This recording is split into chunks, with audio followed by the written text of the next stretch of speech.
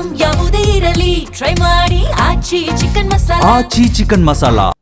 ಕೊಡಚಾದ್ರಿಯ ಚಾರಣಕ್ಕೆ ಬಂದಿದ್ದ ಯುವಕನಿಗೆ ಹೃದಯಾಘಾತ. ಮುಂಜಾನೆ ಕೊಡಚಾದ್ರಿ ಬೆಟ್ಟಕ್ಕೆ ಚಾರಣಕ್ಕೆ ಹೋಗಬೇಕಾಗಿತ್ತು.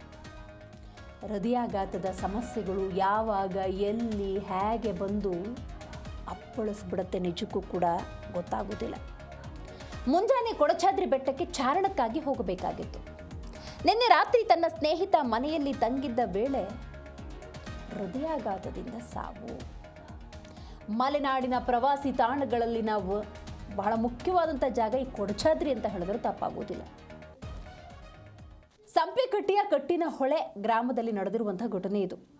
ಶಿವಮೊಗ್ಗ ಜಿಲ್ಲೆ ಹೊಸನಗರ ತಾಲೂಕಿನ ಕೊಡಚಾದ್ರಿ ಬೆಟ್ಟ ಪ್ರಕೃತಿಯ ರಮಣೀಯ ದೃಶ್ಯಗಳಲ್ಲಿ ಒಂದು. ಹೃದಯಾಘಾತಕ್ಕೆ ಒಳಗಾಗಿರುವಂತಹ ವ್ಯಕ್ತಿಯ ವಯಸ್ಸು ಕೇಳಿದ್ರೆ ಆಶ್ಚರ್ಯ ಆಗುತ್ತೆ.